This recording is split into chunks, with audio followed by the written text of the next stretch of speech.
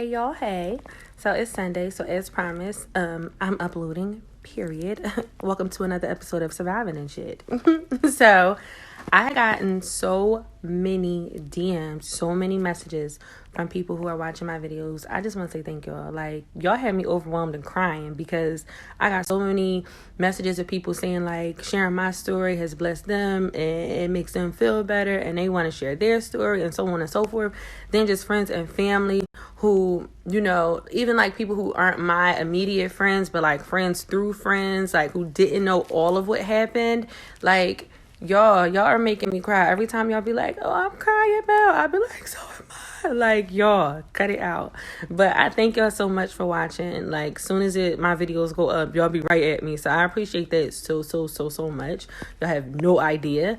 I was hesitant about doing all of this because I was like, oh my God, I'm scared. Oh my God. But, you know, I just felt that it was time to share my story. So this week, I'm going to be discussing like what I got for treatment and surgery and stuff like that. I'm going to do it in a 2-part, so it'll be treatment, and then Wednesday I'll post what like my surgery I had and what happened after surgery and all that jazz. So I'll be doing that. But yeah, again, I just want to say thank you to everyone who's watching. I am going to start a YouTube channel for like people who missed like part 1 and the other videos I have posted, just so people can go back and watch them.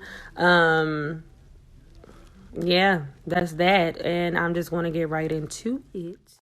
Yeah, so the YouTube channel is up and running and the link is in my bio. Check it out. So, after being diagnosed, of course, my treatment plan was chemotherapy. I also had hormone therapy, and I'll get into why I had to do hormone therapy. And then it was up in the air about radiation in the beginning, but I did wind up doing radiation as well.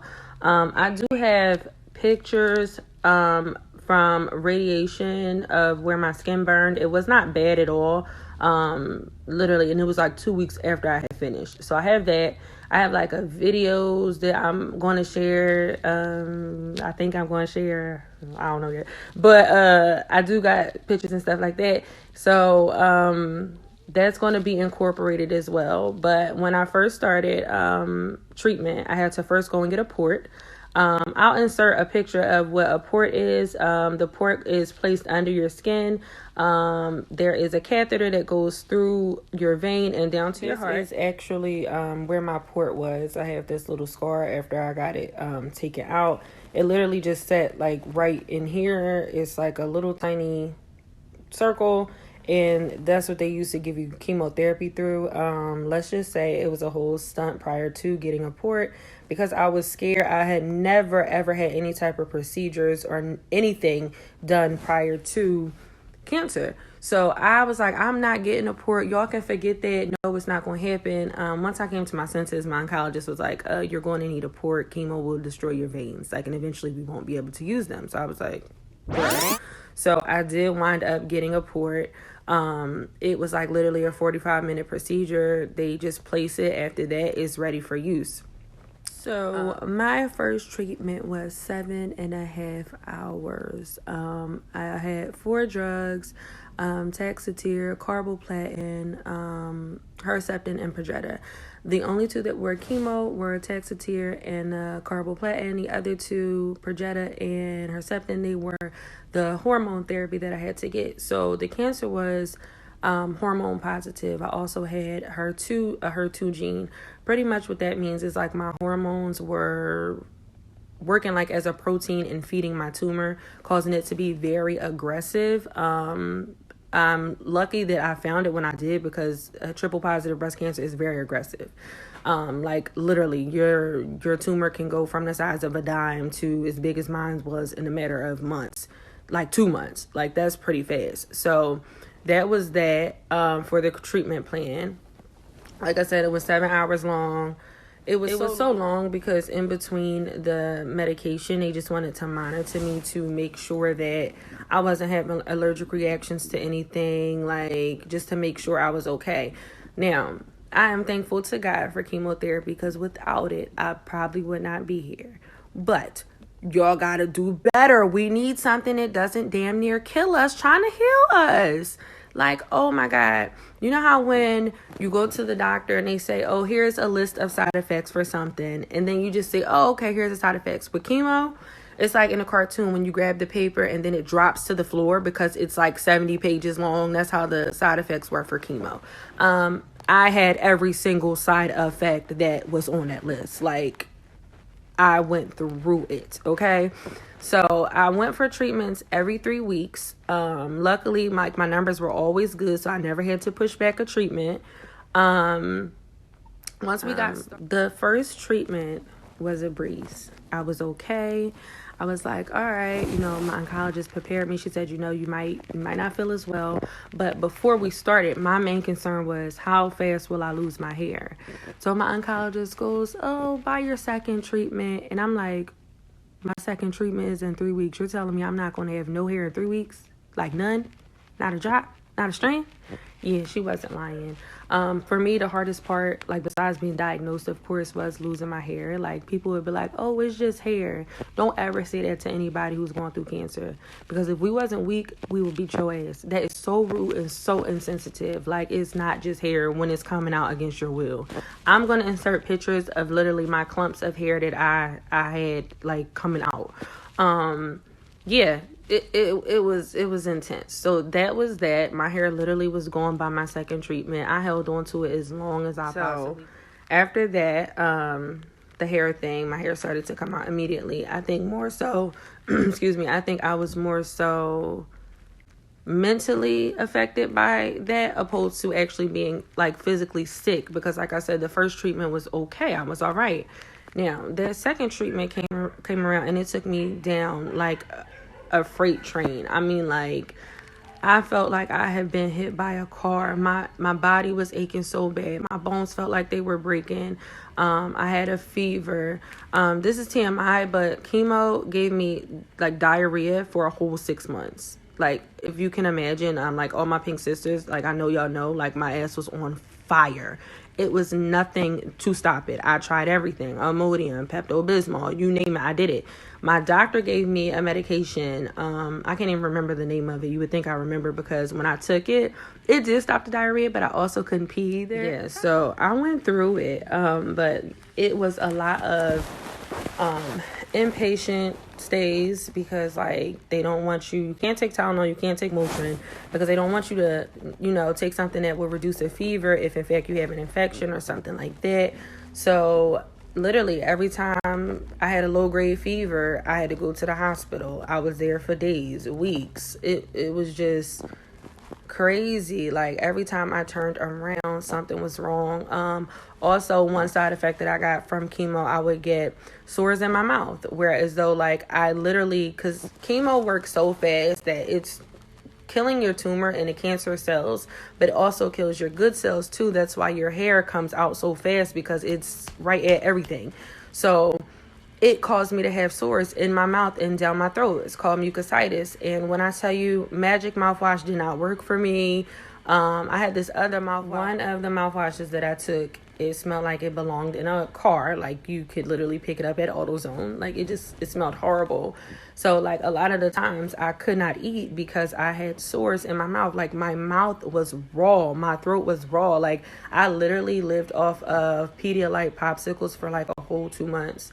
On top of that, having the diarrhea. So I was just like, at one point I was like, you know what? I'm not doing this. I'm not eating food no more. I'll eat air if that's going to keep the diarrhea from coming back. And, if it's not going to hurt me having to swallow. So I was like, I'm not eating nothing. My mom would be like, you have to eat. You have to stay hydrated. You have to drink. But it was just so hard. Like I literally had ulcers in my mouth and down my throat. So I lived off of popsicles, water ice, things like that. Also, I had a side effect of fluid retention. So, like, I was very swollen.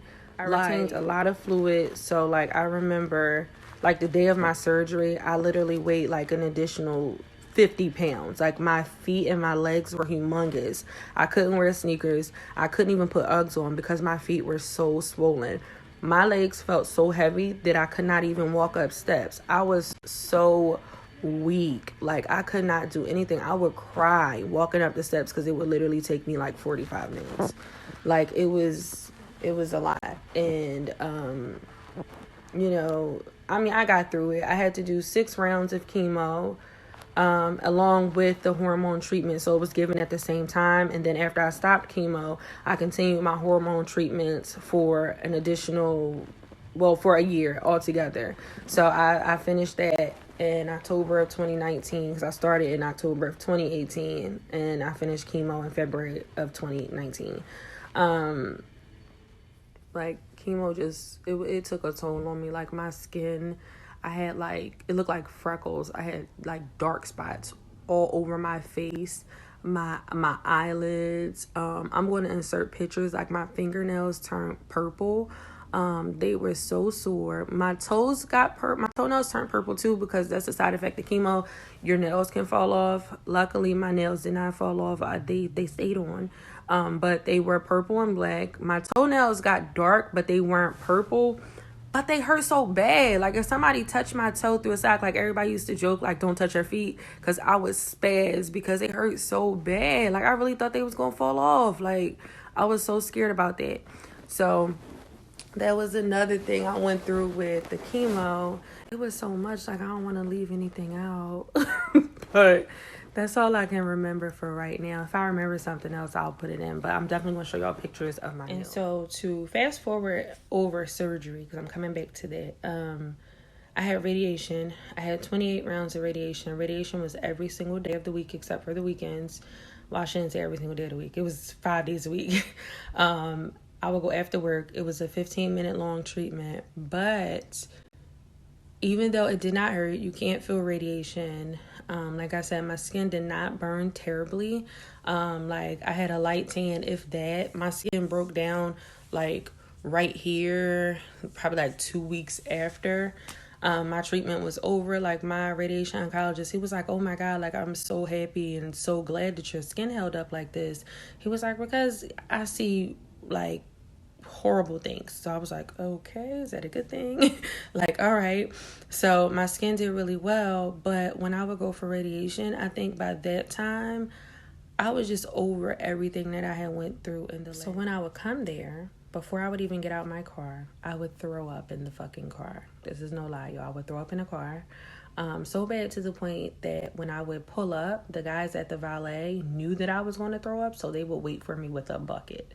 I would also throw up in the waiting room, the elevator.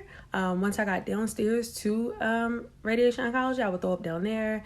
And then literally I would just get in, because you have to, for radiation, you lay on your back. They put you on a bag. You have to lift your arm over your head, and you literally cannot move. You have to stay still. Luckily, it's a quick treatment. My techs made it really, they tried to make the best of it for me. They would play my favorite music. They would talk to me, but I could not help the throwing up. My doctor could not figure out why I was throwing up. It was not something that was a side effect from radiation. I just threw up. It was anxiety. It was like an overload. I couldn't take no more. I hated being at the cancer center every single day. I hated it. So I threw up for 28 days straight. The only thing that would take the nausea away is Sour Patches. So I was back to work by this time. My coworkers would buy me Sour Patches. My supervisor, they would give me the big bags, because it would make me feel better. I was like, oh my God, I'm gonna have cavities. I ain't gonna have no teeth behind this, but okay, if it's working, okay. I still would throw up, but it would just make it a little better. It was so bad, I couldn't even eat prior to going, so I wouldn't eat lunch at work. My doctors, they gave me medication for nausea. I took Ativan. I had oh my God, I can't even remember the names of these medications, and I took them so long. See, that's PTSD. See how that's blocked out? I know it is. But anywho, I had a bunch of medication for nausea, and none of them worked either. So I just threw up every day. It was just, I was over it, y'all. I was like, I'm done. So towards my last 4 days of radiation, I had a whole meltdown, a whole temper tantrum. I called my oncologist and I was like, look, I'm not coming back. I'm not finishing radiation. I don't care what you say. I'm not finna do it. I keep throwing up. You can't figure out why y'all not helping me. I'm not coming. So, literally, I was not going to go. They were calling me, blowing my phone up. I was like, bye. I would leave work every day at 3:30 because the hospital is not far from my job. So I would get there in 15 minutes. But I was like, I'm not going. Child, my best friend was like, girl, yes, you are. Why was she at the cancer center, y'all? And made me get a treatment. Why wouldn't she leave? Like, yo, I was so irked. My mom, all in North Carolina, she like, Ashley, go get her. Make her go. Da-da-da-da. I'm like, I don't care. You can get Ashley. I'm still not going. So, long story short, she made me go. But I wound up finishing. But it was just so overwhelming because I couldn't understand why I was throwing up every day. But after I finished, like, it took for about, I want to say like 3 weeks. And finally, I wasn't nauseous anymore. I went from having to see my oncologist once a month to every 3 months. So it kind of gave me a break. So once I went back 3 months later, I was fine. I don't throw up when I go in there or nothing. Like, that's how I know, like, it's a mind thing.